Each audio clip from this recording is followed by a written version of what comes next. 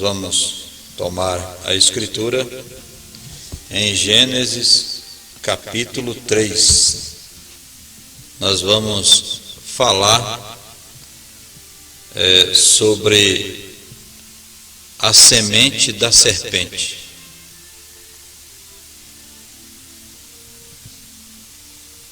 Ora, a serpente era mais astuta que todas as alimarias do campo que o Senhor Deus tinha feito.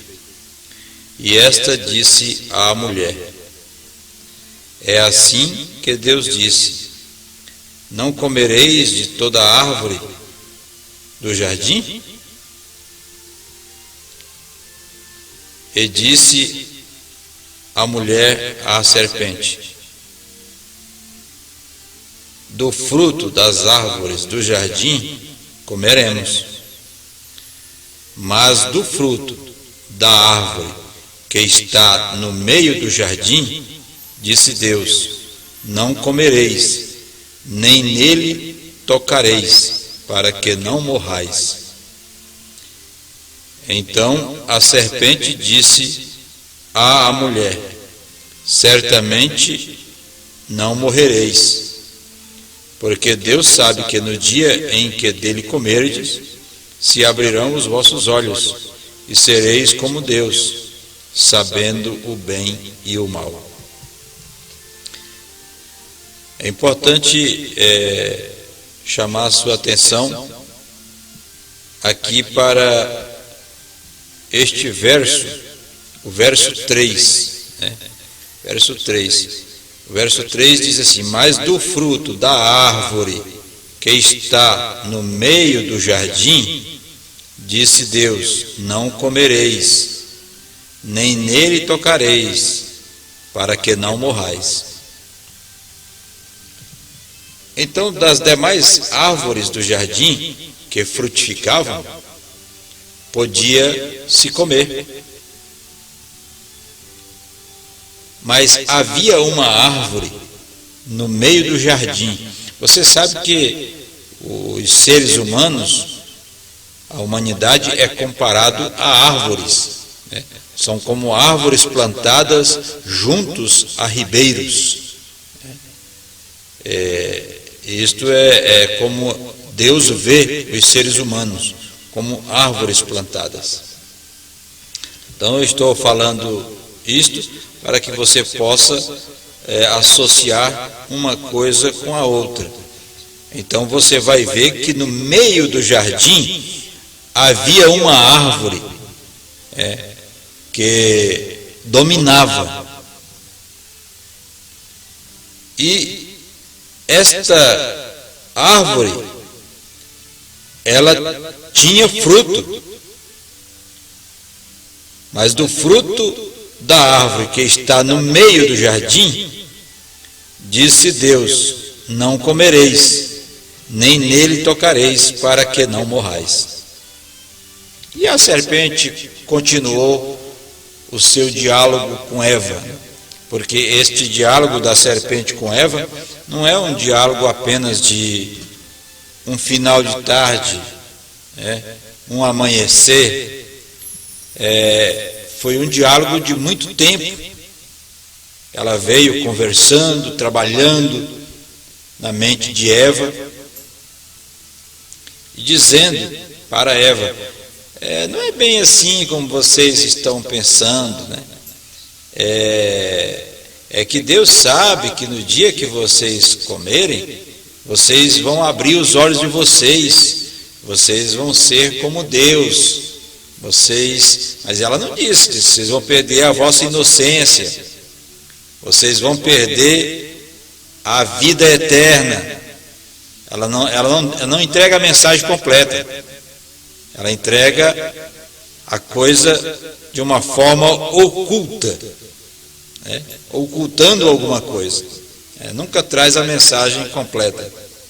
É assim que a serpente trabalhou na cabeça de Eva, na mente de Eva, e assim ela conseguiu, de certa forma, fazer com que Eva tivesse uma relação sexual com ela. Porque a serpente, irmãos, ouvintes, a serpente ela não é esse réptil, esta cobra, como nós vemos hoje. A serpente ela era um animal mais próximo do homem do que o chimpanzé. Você pode ver que o chimpanzé ele tem muita semelhança com o homem, ele até mesmo se excita quando ele vê uma mulher. Você pode perceber isso.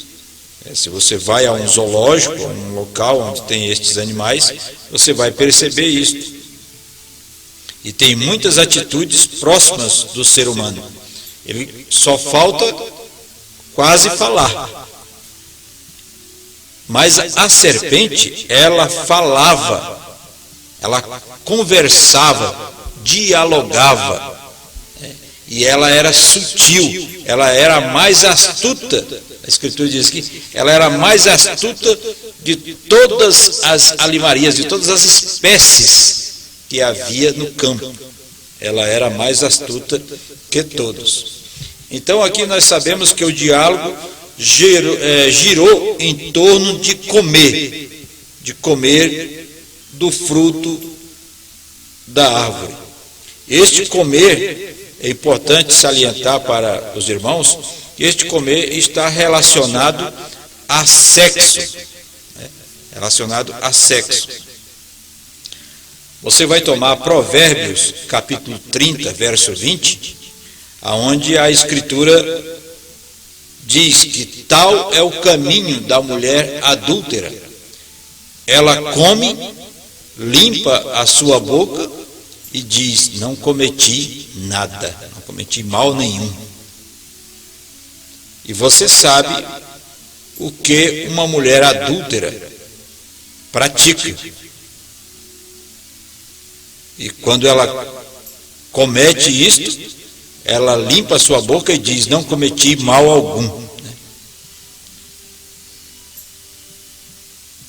Nós vamos ainda para o livro de Êxodos, capítulo 22, verso 16. Quando um homem engana uma virgem, ele a engana com o objetivo de deitar com ela, seduzir ela. Êxodos, capítulo 22, verso 16. Então, você vai ver que o ato de comer é o mesmo ato da mulher adúltera. O ato de enganar, seduzir, é o mesmo do homem que engana uma virgem para deitar-se com ela. Correto isso? E nós vamos para a segunda carta de Paulo aos Coríntios, capítulo 11, verso 3. Paulo, escrevendo aos irmãos de Corinto, ele disse: porque eu temo que assim como a serpente seduziu a Eva, de alguma sorte os vossos pensamentos, as vossas mentes, também sejam corrompidas, sejam seduzidas. Porque assim como a serpente seduziu a Eva, também as vossas mentes poderão ser seduzidas. Então aqui eu acredito que você já começou a entender um pouco do assunto. Este comer da árvore que estava no meio do jardim era praticar uma relação sexual. Esta foi a continuação da batalha de Lúcifer. Quando ele foi expulso do céu, ele veio para continuar esta batalha aqui na terra. E ele teria que semear a sua semente de alguma forma. Ele sabia que Deus tinha uma semente. Ele conhecia muito bem. E ele sabia a forma como Deus traria a multiplicação de seres humanos na terra. E ele, sendo conhecedor de todas estas coisas, ele apressou-se para que então pudesse semear a sua própria semente de uma forma irresponsável, de uma forma sedutora, astuta, sutil. E ele o fez. Você pode ver que nós vamos encontrar no verso 16 do capítulo 3, no verso 15, nós poderíamos tomar ainda o verso 13 em diante. E disse o Senhor Deus à mulher: por que fizeste isto? E disse a mulher: a serpente me enganou, e eu comi. Então o Senhor Deus disse à serpente: porquanto fizeste isto, maldita serás mais que toda a besta, e mais que todos os animais do campo. Sobre o teu ventre andarás, e pó comerás todos os dias da tua vida.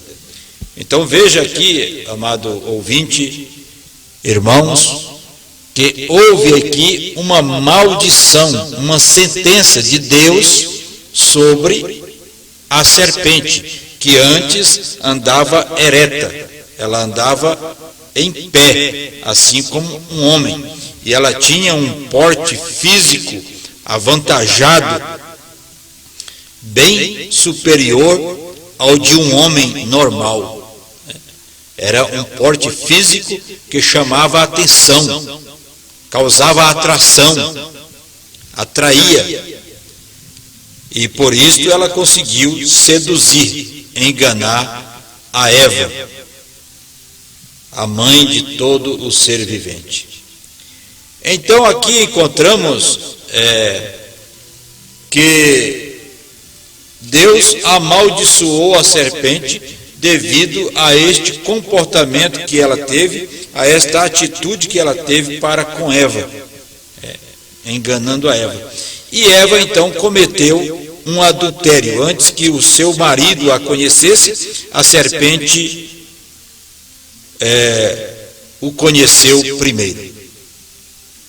Mas Eva, vendo que aquilo era bom e prazeroso, ela também ofereceu a seu marido. E naquele mesmo dia ela teve relação com a serpente e com o seu marido. E então ela concebeu de dois homens diferentes, dois seres diferentes. E então ela gerou um filho da serpente e um filho de Adão. Aí nós temos a semente de Adão, que é a semente de Deus, representando a semente de Deus, e temos a semente da serpente, que é a semente do diabo, um filho do diabo. Ambos no ventre da mulher chamado Eva, que quer dizer mãe de todo ser vivente. E então estas duas sementes vieram ao mundo. Eva deu à luz. Estas duas sementes cresceram, viveram e começaram a adorar a Deus, oferecer seus cultos a Deus. E começou uma ira a acender-se no coração de Caim, porque Deus não aceitava seus cultos, assim como Deus aceitava o culto de Abel.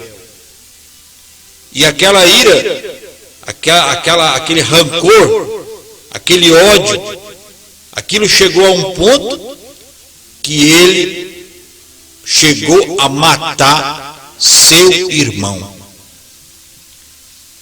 Primeira carta de João, capítulo 3, verso 12. E por que causa o matou? Porque as obras do seu irmão eram justas, e as dele eram má. Ele obrava má. Que não façamos como Caim, que era filho do maligno. Aí já encontramos uma diferença. Você sabe, Caim acabou matando o seu próprio irmão Abel. Mas eu quero chegar neste ponto para que você possa entender que quando aconteceu isto, o pecado, então o homem não poderia continuar sendo eterno.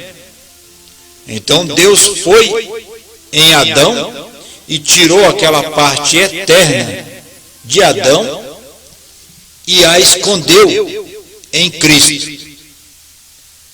Agora, é importante também destacar quem é Cristo. Cristo é o unigênito Filho de Deus. Cristo é o Logos.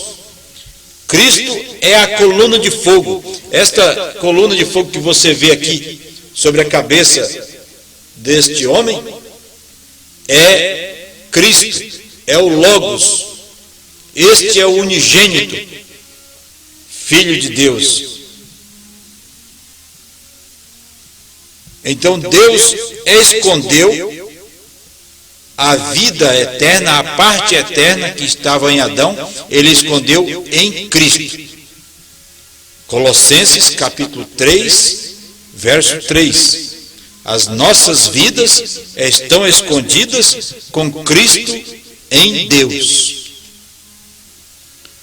Isto é bom nós falarmos estas coisas. Importante saber também, irmãos, ouvintes, pessoas que estão examinando a palavra de Deus, é importante que você saiba que quando Deus gerou Cristo, nós também fomos gerados juntamente com Ele. Efésios capítulo 1, verso 4. Como também nos elegeu nele, antes da fundação do mundo, para sermos santos e irrepreensíveis diante dele em caridade.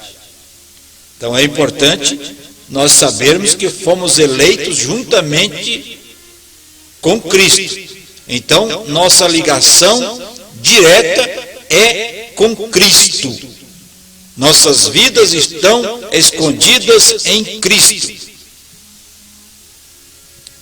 Nós vamos perceber que nós fomos gerados em Cristo antes mesmo que o mundo existisse. Você sabia que há um certo número de pessoas os quais a besta não conseguirá enganar? Apocalipse capítulo 13. Aqueles cujos nomes estão escritos no livro da vida antes da fundação do mundo, estes não poderão ser enganados. Por quê? Porque nós somos de Cristo, nós fomos gerados em Cristo, nós fomos escondidos em Cristo. Então, por isso, nada poderá enganar um eleito, um escolhido de Deus. Nós vamos tomar aqui no livro de Romanos, poderia tomar todo o capítulo, mas nós vamos tomar apenas o verso 18 em diante. Porque para mim tenho por certo que as aflições deste tempo presente não são para comparar com a glória que em nós há de ser revelada. Isto está falando dos filhos de Deus. A partir do momento que você ouve a palavra de Deus, que você entende a palavra de Deus, que você crê na palavra de Deus, você passa a alimentar esta parte de Deus que está em você. Você não alimenta mais a sua carne. Aquilo que dava prazer à sua carne, você não alimenta mais. Os livros que você procura ler são livros que alimentam o seu espírito. As músicas que você ouve são as músicas que alimentam o seu espírito. Paulo ainda nos adverte, dizendo que as más conversações corrompem os bons costumes. Até mesmo em certas rodas de conversa, onde se fala palavrões e brincadeiras sujas, você deve evitar isto, porque isto vai corrompendo a nossa mente. Entende isto? Então veja,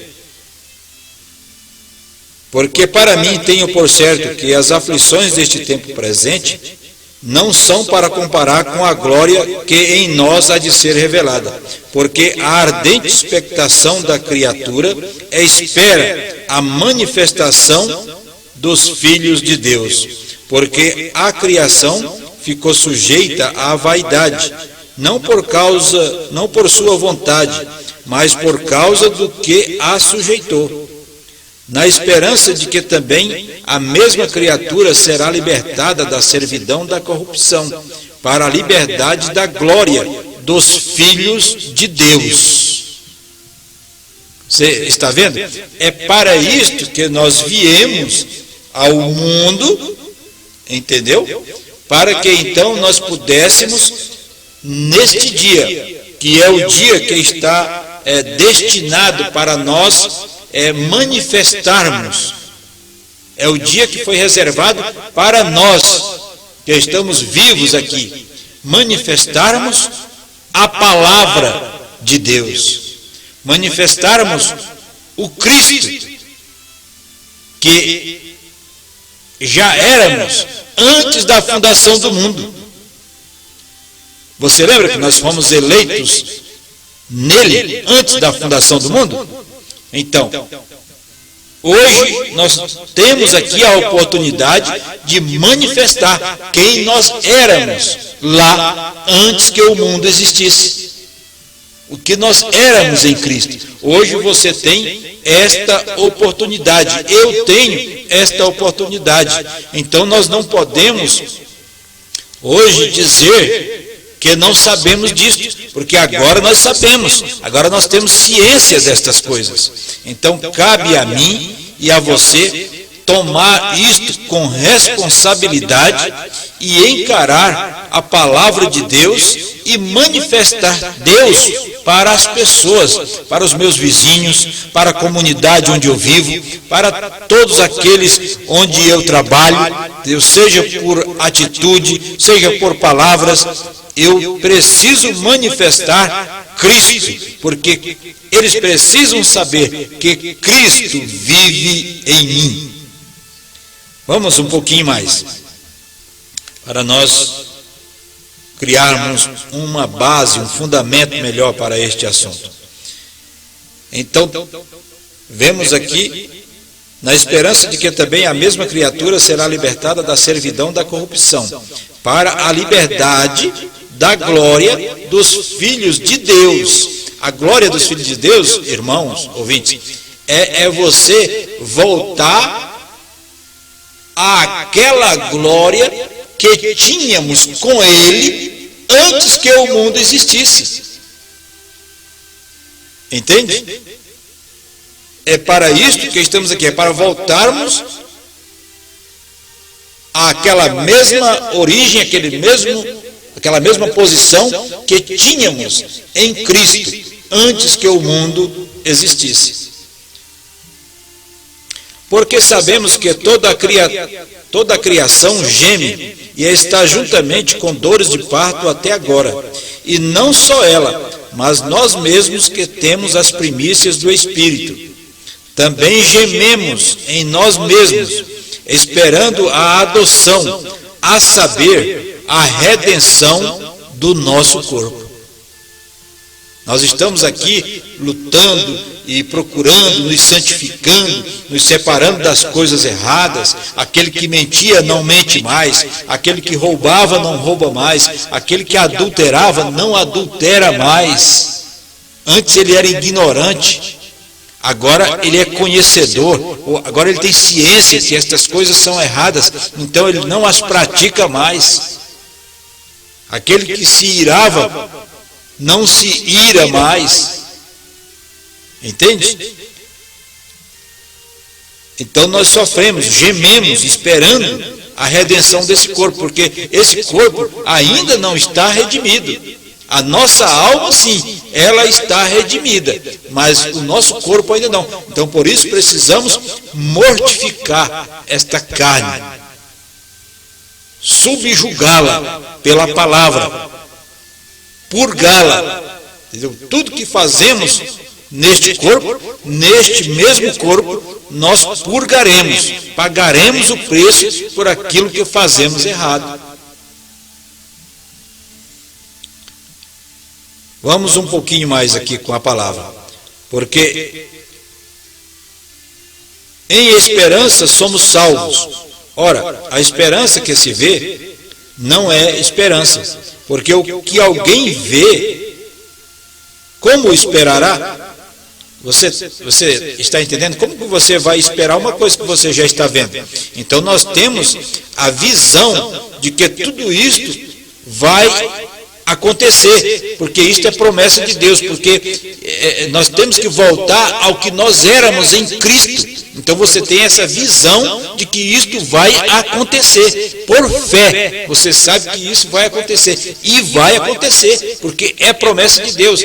Ele está nos levando de volta àquela origem, àquele lugar onde estávamos nele, antes da fundação do mundo. Agora, veja bem, só vai ter esta visão, esta percepção, quem estava lá. É bom deixarmos isso bem claro também. Só vai ter esta visão despertada, este sentido despertado, quem realmente estava lá em Cristo, antes da fundação do mundo. Então, por isso, a Escritura diz, Paulo disse, porque o que alguém vê, como esperará? Mas se esperamos o que não vemos, com paciência o esperamos. E da mesma maneira, também o Espírito ajuda as nossas fraquezas, porque não sabemos o que havemos de pedir, como convém, mas o mesmo Espírito intercede por nós com gemidos inexprimíveis. O Espírito, Cristo, geme com gemidos inexprimíveis quando nós cometemos nossas fraquezas, e imediatamente vamos lá e consertamos, nos arrependemos, confessamos, não quero fazer isso. Cristo está vendo, Cristo sabe que você não fez aquilo porque queria fazer, aquilo foi um pecado involuntário. Então, o sangue de nosso Senhor Jesus está ali, neste momento, para fazer intercessão, para que Deus possa olhar através do sangue e nos ver brancos como a neve, o vermelho sendo olhado através do vermelho, nossos pecados vermelhos, e o sangue vermelho. Quando Deus olha através do sangue, Ele vê nós brancos como a neve. Por isso Ele não pode ver os nossos pecados. Por isso o Espírito geme com gemidos inexprimíveis. Esse Espírito é Cristo. E aquele que examina os corações sabe qual é a intenção do Espírito. E é Ele que, segundo Deus, intercede pelos santos. E sabemos que todas as coisas contribuem para o bem daqueles que amam a Deus e daqueles que são chamados por seu decreto. Importante parar um pouquinho aqui para falarmos sobre este decreto. Você viu? Todas as coisas que acontecem contribuem para o bem daqueles que amam a Deus e que são chamados pelo seu decreto. Você veja, irmão, ouvinte, povo de Deus, que nos acompanham, irmãs, jovens, crianças, todos, que quando se trata deste povo eleito, destes eleitos de Deus, trata-se, não é como se você estivesse arriscando uma loteria, arriscando a sorte. Eu vou arriscar minha sorte, quem sabe eu sou um eleito. Eu vou arriscar minha sorte aqui nesta igreja, quem sabe eu sou um dos eleitos de Deus. Não, não é assim. Com o eleito de Deus é diferente. Com o eleito de Deus há um decreto. Você sabe o que é decreto? Nós estamos vivendo uns dias agora de muito decreto, né? O governador expediu um decreto, é uma ordem, aquilo está determinado, ninguém pode fugir daquilo, aquilo é um decreto. Da mesma forma é com Deus. Deus tem decretado que nós somos dele. E que todas as coisas contribuem para o nosso bem, porque nós fomos chamados por Ele por decreto. Por isso o eleito não pode se perder. Você entendeu, irmão? Por que o eleito não pode perder o rapto? O eleito, ele tem um decreto de Deus para ele. Então, não tem ninguém no mundo que possa dizer: você pode perder o rapto se você sair do grupo aonde eu sou o responsável, eu sou o pregador, eu sou o fundador. Você pode perder o rapto se você sair daqui. Mentira, isso não é verdade. Eleito de Deus não perde. Eleito de Deus tem um decreto de Deus a favor dele. Então ele pode ter falhas, ter dificuldade, ele vai pagar por isso. Ele vai purgar toda a maldade, tudo aquilo que ele tenha cometido deste corpo. Entendeu? Nós estamos aqui gemendo, o Espírito está gemendo com gemidos inexprimíveis, entendeu? Esperando a manifestação nossa, e este eleito vai gemer também, vai sofrer, mas ele não perde. Ele não perde o rapto. Ele vai pagar por aquilo que ele cometeu. Então sabemos que todas as coisas contribuem juntamente para o bem daqueles que amam a Deus, daqueles que são chamados por seu decreto. Romanos capítulo 8, verso 28. Então fomos chamados por decreto de Deus. Não é o decreto do pastor fulano de tal, não é o decreto do presbítero fulano de tal, não, é o decreto de Deus, do Altíssimo, do Todo-Poderoso. Como você vai contestar uma coisa desta? Porque os que dantes conheceu, também os predestinou. Os que dantes, os que lá, antes da fundação do mundo. Aos que dantes conheceu, também os predestinou, para serem conforme a imagem de seu Filho, a fim de que ele seja o primogênito entre muitos irmãos. E aos que predestinou, a estes também chamou. E aos que chamou, a estes também justificou. E aos que justificou, a estes também glorificou. Não está você alegre por tão grande salvação da parte de Deus? Isto é algo muito especial para nós. Depois de termos mergulhado no pecado, destituídos da glória de Deus, em pecado viemos ao mundo, Viemos ao mundo falando mentiras. Em pecado me concebeu minha mãe. É assim que a Escritura diz. E hoje sabemos que Deus tem provido tudo isto para nós, a salvação, um decreto a nosso favor, nos salvando, nos redimindo. O próprio Cristo, com gemidos inexprimíveis, toda a natureza gemendo, esperando a minha manifestação, a sua manifestação.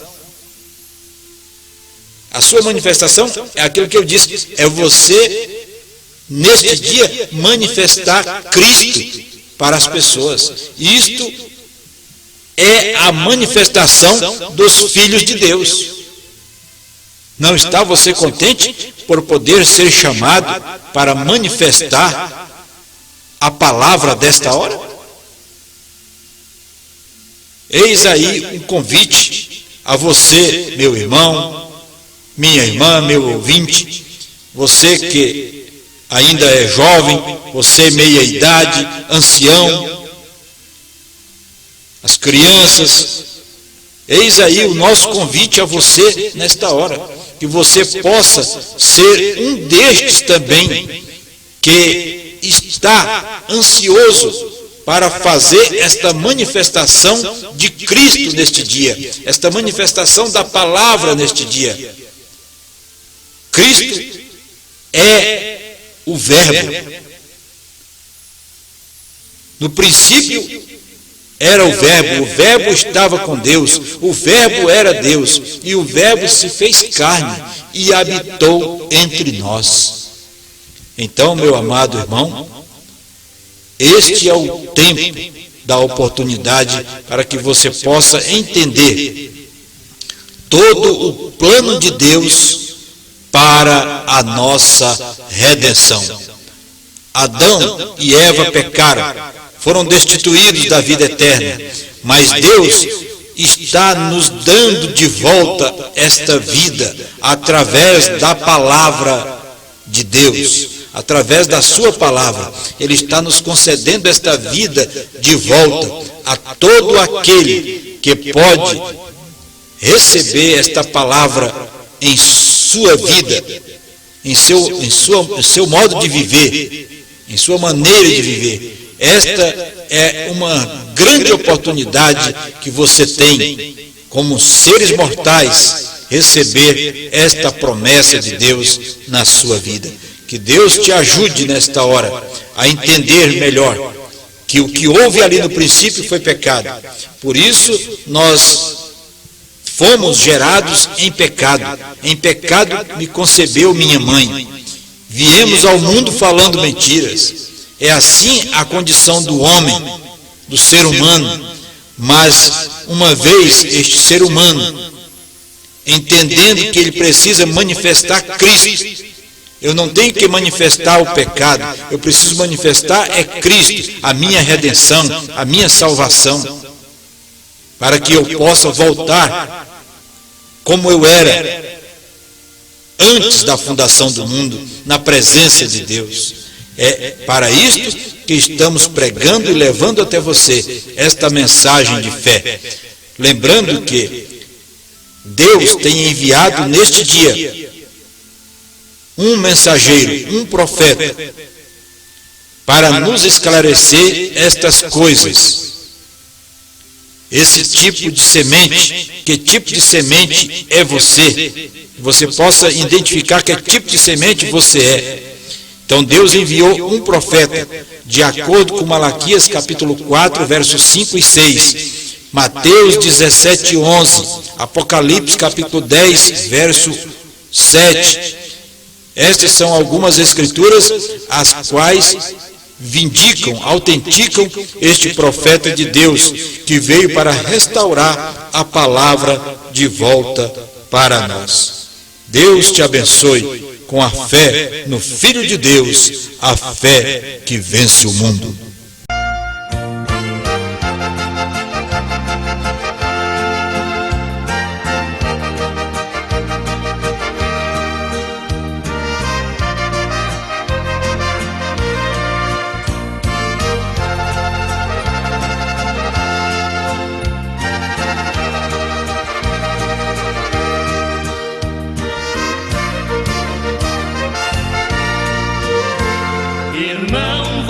sabe o valor que tem uma alma. Jamais os recursos humanos poderiam pagar o ouro, o dinheiro e a prata do mundo inteiro. É pouco demais pro valor de uma alma poder comparar. Irmão, o valor de uma alma custou muito caro. É necessário sentirmos por ela imenso amor. Zelando, ensinando e orando, e às vezes chorando, devemos buscar todas as almas que Jesus comprou. Irmão, quantas vezes tem alma ao teu lado chorando, sofrendo e gemendo com fardo pesado de dor. Se ela chegar a perecer, você é o culpado. Tenhas cuidado, porque uma alma tem muito valor. Irmão, o valor de uma alma custou muito caro. É necessário sentirmos por ela imenso amor. Zelando, ensinando e orando, e às vezes chorando, devemos buscar todas as almas que Jesus comprou. Irmão, tu te lembra do ide do mestre amado? Não foi um pedido, mas ordem que ele nos deu. Como podemos ficar com os braços cruzados, se ele de braços abertos por todos morreu?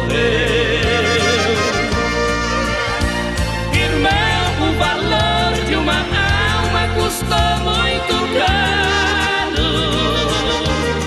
É necessário sentirmos por ela imenso amor. Zelando, ensinando e orando, e às vezes chorando, devemos buscar todas as almas que Jesus comprou. Irmão, você sabe